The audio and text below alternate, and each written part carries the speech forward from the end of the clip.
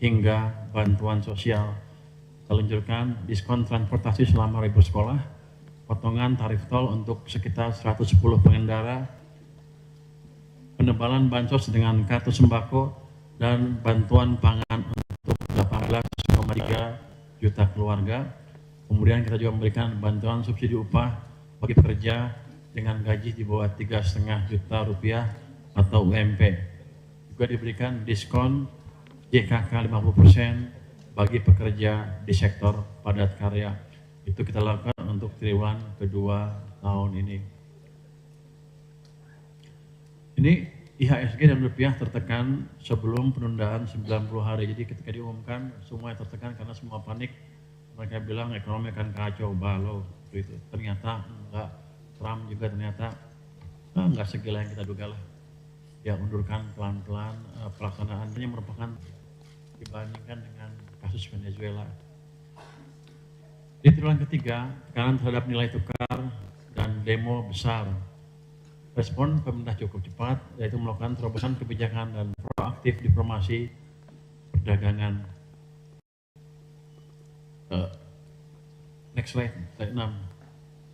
Ini unjuk rasa pada Agustus-September menekan pasar keuangan terutama rupiah. Bahkan sebagian khawatirkan apakah kita akan bisa berlangsung terus pemerintahannya. Tapi dengan kebijakan yang pas, kita bisa membalikkan itu semua.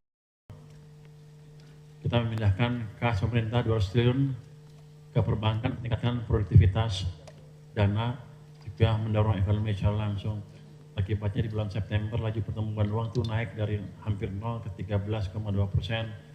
Ini membalikan sentimen di masyarakat sehingga masyarakat menjadi lebih optimis terhadap pergerakan ekonomi ke depan dan masa depan mereka, sehingga mereka lebih fokus menjalankan aktivitas ekonomi dan otomatis mengurangi kegiatan mereka melakukan demo-demo di jalan, yang itu menciptakan stabilitas sosial dan politik sehingga ekonomi kita bisa terus recover. Indonesia menyepakati penurunan tarif dari 32% ke 19% dengan Amerika. Dan juga melakukan penandatangan Indonesia EU Comprehensive Economic Partnership Agreement, di mana tarifnya hampir nol untuk ekspor Indonesia ke Eropa dan sebaliknya. Surplus neraca dagang dari Januari sampai September naik 50,9%, itu di 9 bulan pertama tahun 2025, dengan ekspor naik 8% dan impor naiknya hanya 2,62%. Ekspor mencapai 29,8 miliar dolar AS, impornya mencapai 176,32 miliar dolar. Di triwulan keempat, tekanan global mereda, prospek global cukup membaik. Kita fokus menjaga momentum pertumbuhan dengan pakai stimulus. Jadi, mesin pertumbuhan fiskal, sektor keuangan, dan perbaikan implementasi dipastikan selaras. Kita melakukan stimulus ekonomi dengan memberikan BLT sementara, program magang, serta diskon transportasi Nataru. Kita juga melakukan penempatan kas di bank komersial ditambah 6 triliun pada waktu itu. Kita juga mulai melakukan debottlenecking dan deregulasi dengan penyediaan kanal aduan P2SK ya. Nah ini baru 2 kasus yang disidangkan, tapi kita sudah melihat program real yang dihadapi oleh para pelaku bisnis. Beberapa sudah kita tanganin dari 2 itu, dan ke depan kita akan semakin dalami lagi, semakin pastikan segala kendala di sistem di ekonomi bisa kita hilangkan dengan lebih cepat. Ini akibat kebijakan yang tadi. Kalau Anda lihat indeks penjualan retail terus menguat, kita menunjukkan bahwa masyarakat sudah optimis, daya beli sudah mulai bukan baik, mereka mulai berani belanja lebih banyak dibanding sebelumnya. Kalau Anda lihat perbaikan ekonomi juga dilihat dari Purchasing Manager Index yang di bawah itu, yang di Desember di level 51,2, di November bisa sampai 53,3. Seperti saya bilang tadi, Desember turun mungkin karena faktor musiman. Saya yakin ke depan akan naik lagi ke atas. Tapi yang penting adalah PMI selalu di atas 50, di atas 51 mungkin, yang menunjukkan sektor manufacturing kita juga sedang berekspansi.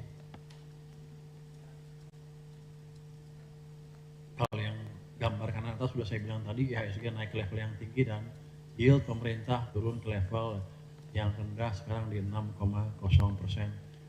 Ini menunjukkan bahwa kredibilitas atau kepercayaan investor global maupun lokal terhadap hal yang gambarkan atas sudah saya bilang tadi, IHSG naik ke level yang tinggi dan yield pemerintah turun ke level yang rendah sekarang di 6,0%.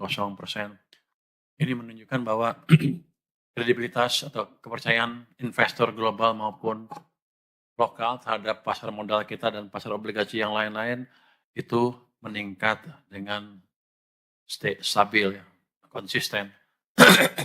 Next. Ini kita lihat, ini gambaran arus modal ke pasar modal kita ya, pasar modal, pasar finansial kita. Itu kalau Anda lihat dari garis yang lurus itu adalah total bulanannya, itu cenderung turun terus sampai dengan bulan September. Garisnya terus ke bawah kan. Tapi Oktober, November, Desember garisnya udah naik ke atas, arti trennya menuju ke positif. Dan di bulan November dan Desember sudah positif dengan total inflow mencapai 6,1 triliun. Di bulan November, Desember mencapai 46,8 triliun.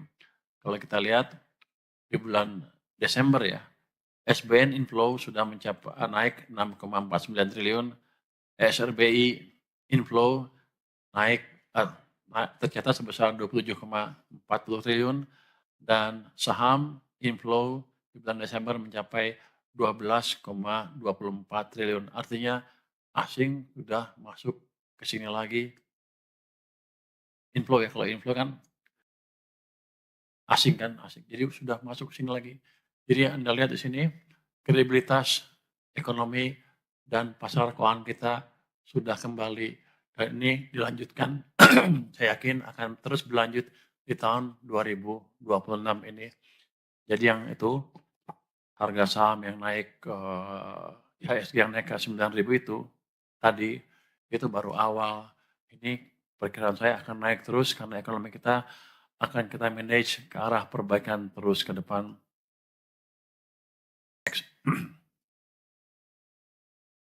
Kalau kita lihat kinerja sektor eksternal ini solid walaupun ada perang dagang.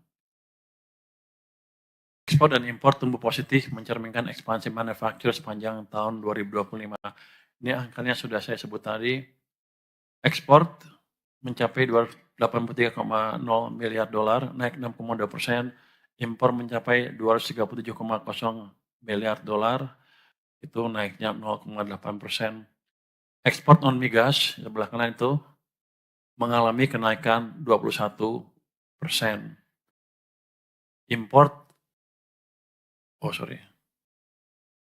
ini 21 yang pertanian ya. Yang ekspor non migas, yang industri naiknya 14,5%, yang tambang turun 23%, yang pertanian naik 23%. Import yang bahan baku dan penolong turun 2,6%, modal naik 17%, konsumsi naik 3,6%. Anda lihat tuh import barang modal naiknya cukup kencang, itu menunjukkan industri kita akan ekspansi ke depannya. Jadi itu menunjukkan prospek sektor manufaktur atau sektor-sektor yang lain yang lebih baik ke depan dibanding sebelum-sebelumnya. Stabilitas ekonomi makro 2025 tetap terjaga. Pertumbuhan ekonomi diperkirakan di 5,2% sepanjang tahun 2025. Ini dengan asumsi tadi triwulan keempat ekonomi kita tumbuh 5,45%. Kalau Pak Febrio nggak salah. Salah nggak Pak Febrio? Benar ya? Benar kata dia. Nanti kalau salah kita potong gajinya. Inflasi masih terkendali 2,9%. Nilai tukar walaupun melemah, year to date di 16.000. Year to date itu target ya. Year to date-nya di 16.475, end of period ya 16.782. Lebih lemah dari perkiraan, tapi masih relatif memperlihatkan ekonomi yang masih cukup stabil. Yield SBN turun ke 6,01% di end of period. Harga minyak di 67,95 di bawah asumsi $82 per barrel. Itu juga yang menjelaskan kenapa income minyak kita turun. Lifting minyak di 577,6 ribu barrel per hari, di bawah target 605 ya. Lifting gas di bawah sedikit targetnya di 965,5 ribu barel minyak per hari atau 1.000 barel setara minyak per hari. Jadi ada meleset sananya tapi masih relatif terkendali. Artinya oleh statistik bilang masih di batas errornya lah.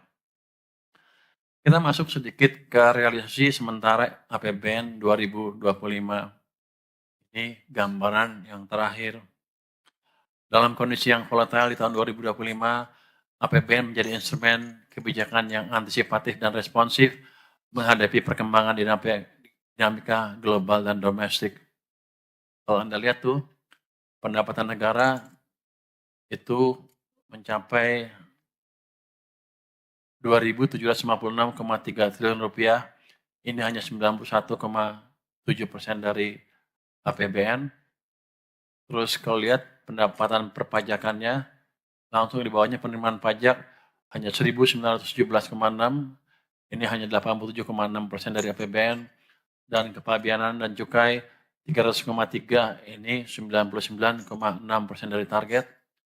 PNBP mencapai 534,1 triliun, ini 104,0% dari target. Penerimaan hibah itu 4,3 triliun rupiah, ini 733,3% dari target. Sementara belanja negara, Anda lihat, mencapai 3.451,4 triliun rupiah, itu 95,3% dari target. Pemerintah pusat mencapai 2.602,3 triliun, itu 96,3% dari target. Dan belanja kementerian lembaga 1.500,4, itu 129,3% dari target. Belanja non-KL 1.102 triliun rupiah, 71,5% dari target. Transfer ke daerah kita salurkan 849,0 triliun rupiah atau 92,3%. Kalau Anda lihat di sini kalau kita lihat dari presentasi dari APBN-nya, yang pendapatan negara kan hanya 91, sedangkan belanja 95,3. Anda pasti nanya kenapa nggak dipotong belanjanya, supaya defisitnya tetap kecil.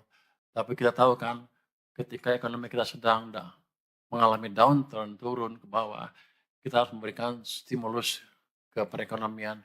Ini wujud dari komitmen pemerintah untuk menjaga ekonomi tetap tumbuh secara berkesinambungan tanpa membahayakan APBN. Walaupun defisitnya membesar ke 695,1 triliun, itu lebih tinggi dibanding APBN yang sebesar 606,2. Tapi kita tetap jaga, pastikan bahwa defisitnya tidak di atas 3%. Defisitnya memang naik ke 2,92% dari rencana awal 2,53%. Ini tadi dengan misi untuk menjaga ekonomi tetap bisa berekspansi di tengah tekanan global yang tinggi. Inilah kebijakan real dari countercyclical yang sering saya bilang selama ini. Sebenarnya kalau saya buat nol defisit juga bisa. Saya potong anggarannya, tapi ekonominya morat-marit. Jadi ini adalah kepiawaian dari teman-teman di Kementerian Perekonomian Keuangan untuk memastikan ekonomi bisa bertumbuh terus tanpa mengorbankan sisi kehati-hatian dari fiskal. Walaupun gelembung, kita pastikan di bawah 3%. Ini adalah standar Maastricht Treaty yang paling ketat. Jadi kita mengacu ke sana terus walaupun keadaan agak menekan kita ya. Belanja negara adaptif dan akomodatif terhadap berbagai program prioritas ini untuk menyejahterakan rakyat. Capaian program prioritas serta tata kelola yang terjaga selama ini kita jaga terus, sehingga di akhir tahun defisit seperti saya bilang tadi tetap di 2,9% tanpa menghilangkan stimulus yang diperlukan oleh perekonomian, sehingga masyarakat kita tetap bisa menikmati ekspansi ekonomi di tahun 2025 yang lalu. Saya yakin nanti tahun 2026 dengan membaiknya fondasi perekonomian dan menguatnya momentum pertumbuhan ekonomi ke depan, harusnya sih defisit bisa ditekan ke level yang lebih rendah dengan dampak pertumbuhan ekonomi ke masyarakat yang lebih besar dibanding tahun lalu. Tahun ini kan tahun ini kita asumsikan pertumbuhan ekonominya 5,4%, tapi kita akan coba tekan ke level yang lebih tinggi lagi. Mungkin itu pembukaan dari saya untuk kinerja APBN. Anda, apa saya terus? Pak Suhasi aja, silakan Pak Suha.